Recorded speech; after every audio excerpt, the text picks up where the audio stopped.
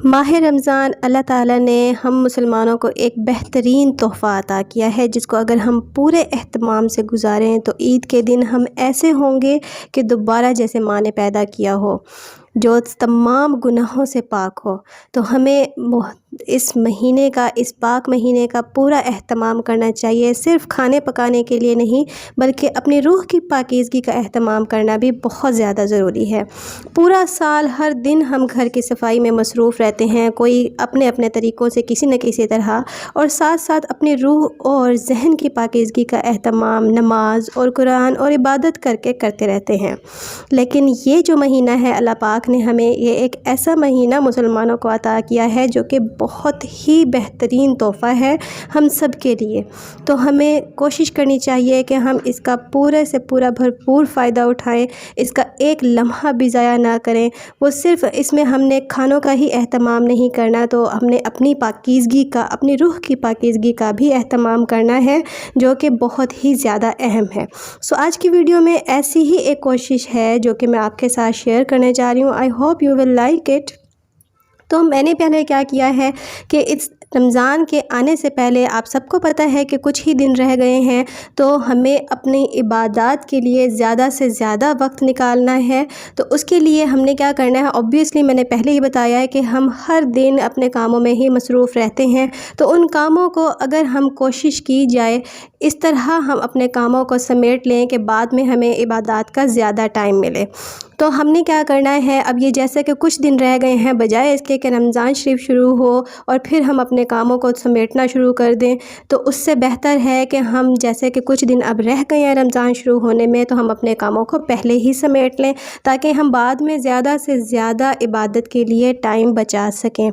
तो मैंने क्या किया है, अब जैसा कि मौसम चेंज हो रहा है, आप सबको पता है सर्दी का मौसम अब ख़त्म होने लगा है, थोड़ी बहुत बारिशों की वजह से अब दोबारा से थोड़ा मौसम ठंडा हो गया है। तो हमने क्या करना है, मैंने तकरीबन जितने भी गर्म जो फ़र वाले कपड़े थे, जो जैकेट्स थी, शॉल्स वग़ैरह थी, इस तरह के जो मोटे कपड़े थे, उनको मैंने वॉश कर लिया है अच्छे से, ताकि बाद में मुझे ज़्यादा मेहनत ना करनी पड़े। ऑब्वियसली सबको ही आइडिया है कि रमज़ान शरीफ में ही या तो पहले अशरे के बाद या आगे थोड़ा सा करके मौसम चेंज हो जाएगा और फिर गर्मी का एहसास होने लगेगा, तो ये सारे मोटे कपड़े इस्तेमाल नहीं होंगे। तो मैंने क्या किया है, इनको धो के मैंने आहिस्ता आहिस्ता अभी से समेटना शुरू कर दिया है।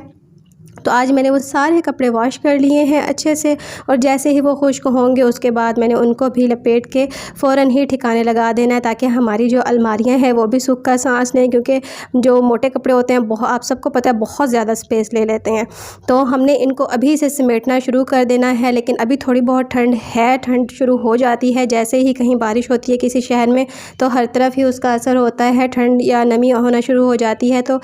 थोड़े से कपड़े आप एक तरफ करके रख लेंगे, एक या दो गर्म सूट जो कि हम अभी इन दिनों यूज़ कर लेंगे, बाकी जो ज़्यादा यूज़ नहीं हो रहे हैं उनको हमने समेट के रख लेना है। और इसी तरह हमने जो इबादत करनी है उसके लिए जो हमारी जो ये सब चीज़ें इस्तेमाल होंगी, उनको भी हमने अच्छे से वॉश कर लेना है। अब जो जाए नमाज़ हैं, नमाज़ पढ़ने के लिए जो हम यूज़ करते हैं, जिसके भी पास जैसी भी हैं, आपने क्या करना है, उनको अच्छे से वॉश कर लेना है, और कोशिश करेंगी कि वो जगह भी पाक साफ़ होनी चाहिए। अच्छे से उनको वॉश करके एक तरफ हमने उनको भी सूखने के लिए डाल देना है। इसी तरह जो तस्बीह वग़ैरह हैं उनको भी आप साफ़ कर लेंगे। ऑब्वियसली ये वो चीज़ें हैं जो कि हम पाक साफ़ रखते हैं, लेकिन ख़ास तौर पर रमज़ान शरीफ की तैयारी के लिए हमने हर चीज़ को एक दफ़ा फिर से दोबारा से पाक साफ़ करना है, तो उनको भी हम अच्छे से वॉश कर लेंगे। अब जो जाए नमाज़ मेरे पास है, मैंने उनको अच्छे से धो के एक तरफ अलहदा से अलग टब में मैंने इनको पहले भिगो कर रख दिया था, और उसके बाद अच्छे से इनको वॉश करके अब हमने इसको धूप में डाल दिया है सूखने के लिए। और इसी तरह जो हमारे पास तस्बीहात वग़ैरह हैं, या फिर दूसरी जो कुरान पाक के ग़िलाफ़ हैं, स्पेशली जो कुरान पाक का जो ग़िलाफ़ है, उनको हम अच्छे से उसमें टब में या अलहदा से एक बाउल आप ले लेंगे, उसमें आप उनको भिगो के अच्छे से वॉश कर लेंगे, और उनको भी हमने सूखने के लिए अलहदा से रख देना है। कोशिश करें कि जहाँ आपने इबादत करनी है, स्पेशली अलहदा से एक एरिया को, एक अपने कमरे के किसी हिस्से को अलहदा से पाक साफ़ करके रख लें। लेकिन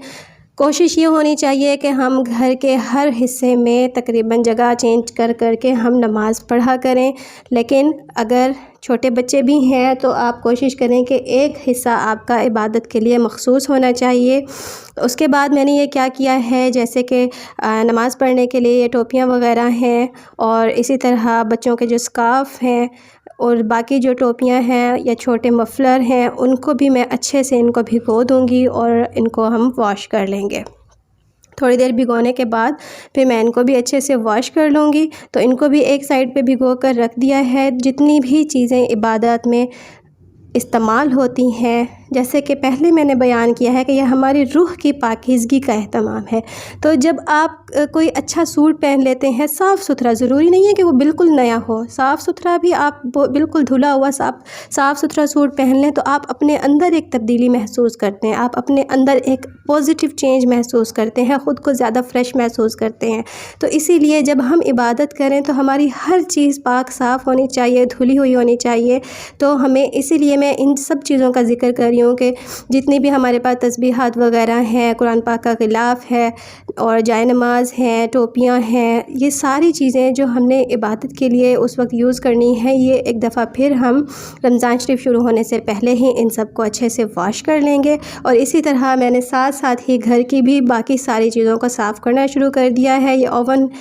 इसमें मैं अपनी बेटी का दूध बॉयल कर रही थी, गर्म कर रही थी, तो वो बॉयल ही हो गया और वो बाहर निकल गया था, गिर गया था। तो मैंने सोचा कि मैं अब इसकी भी डीप क्लीनिंग कर लूँ, इसको भी अच्छे से साफ़ कर लूँ। तो इसकी प्लेट को भी मैं और इसका रिंग को भी मैंने अच्छे से वॉश कर लिया है। इसको खुश्क होने के लिए थोड़ी देर के लिए मैं रख दूँगी और बाकी ओवन को भी इसी तरह साफ़ कर लेना है। बहुत ज़्यादा मतलब ज़्यादा टाइम से ये मैला नहीं हुआ था, लेकिन ऑब्वियसली जब मैंने चीज़ों को गर्म किया और मैंने ऊपर उसके कवर नहीं किया है तो वो उसके जो छींटे हैं जिसकी वजह से ये जल्दी मैला हो गया था। तो मैं अच्छे से इसको सिंपल मैंने स्पंज से जो बर्तनों के लिए यूज़ करते हैं और वही लेमन मैक्स बार जो होता है वो लगा के मैंने इजीली इसको साफ़ कर लिया है। बहुत ज़्यादा ढेर दाग नहीं थे इस पे, तो आराम से ये साफ़ हो गया है आराम से ही। तो इसी तरह किचन का भी जितना है, जो सिंक वगैरह है या डीप क्लीनिंग हो जाती है किचन की भी, सारे शेल्फ़ों की, हर चीज़ की, चूल्हे को भी साफ़ करना, तो वो भी इंशाल्लाह मैं नेक्स्ट वीडियो में आपके साथ शेयर करूँगी। वो सब भी आप ईद से पहले अपने ये सारे काम कंप्लीट कर लें। सॉरी, ईद से पहले, रमज़ान शरीफ से पहले हम करते यही हैं कि फिर हम ईद का इंतज़ार करते हैं और ईद से पहले हम ये सारे हेक्टिक काम कर रहे होते हैं और फिर हमारा जो इबादत का टाइम होता है वो ज़्यादा से ज़्यादा वेस्ट हो जाता है। तो हमने अपनी इबादत के टाइम को एक्सटेंड करना है, ज़्यादा से ज़्यादा हमने अपना इबादत के लिए टाइम बचाना है। तो उसके लिए हमने क्या करना है, जितना भी ये अब टाइम बच गया है शबान के महीने का, जो ये कुछ दिन रह गए हैं रमज़ान शरीफ से पहले के, उसमें अब ये वाला वीक बहुत ज़्यादा इम्पॉर्टेंट है कि इसमें हम ये कुछ दिन हैं उनको आप डिवाइड कर लें कि एक दिन मैंने ये काम अपना ख़त्म करना है, अगले दिन मैंने ये काम करना है, और फिर जो चीज़ें हमारी नीट हो जाएंगी उसको फिर मेंटेन रखना है डेली बेसिस पे या हर दूसरे दिन, उनको फिर साथ साथ ही हम नीट रखते जाएंगे ताकि आगे फिर वो हमें ज़्यादा डीप क्लीनिंग ना करनी पड़े और हमारा वो जो भी हम सफाई कर रहे हैं वो हमारी चीज़ें नीट ही रह जाएं। इसी तरह जो ये हैवी काम थे, पंखे की सफाई, घर की जो मेन चीज़ें हैं, फ्रिज को साफ़ करना, ओवन को साफ़ करना, और इसी तरह मेन जो इबादत के लिए जो चीज़ें हमें ज़रूरत थी उन सारी चीज़ों को पहले से ही साफ़ कर लेना, ये सारे काम जो ऐसे हैं जो कि ज़्यादा टाइम गेनिंग है, हेक्टिक हैं, और जब हम ये करते हैं तो हम थक जाते हैं। इसी तरह जो घर की मेन चीज़ें हैं, हैवी चीज़ें जैसे कि बेड शीट्स वगैरह, सोफ़ों के कवर, उन सब को भी आप अगर रमज़ान शरीफ शुरू होने से पहले अच्छे से वॉश कर लें, हर चीज़ को क्लियर कर लें, साफ़ सुथरी हो जाए, तो ये ज़्यादा बेहतर होगा बजाय इसके। ऑब्वियसली रमज़ान शरीफ में आने का मतलब ये नहीं है कि हम किसी काम को हाथ ही ना लगाएं और बस सिर्फ बैठे ही रहें या सोते रहें। रमज़ान में रोज़े रखने का हरगिज़ ये मकसद नहीं है कि रोज़ा रखें, सहरी खाएं और फिर सो जाएं और फिर अफ्तार तक नहीं। आपने इबादत के लिए ज़्यादा से ज़्यादा टाइम निकालना है। और फिर दोबारा मैं वही बात रिपीट करूँगी कि हम अपने इन हेक्टिक कामों को कोशिश करें कि ज़्यादा से ज़्यादा हम इन दिनों में ही इनको कंप्लीट कर लें।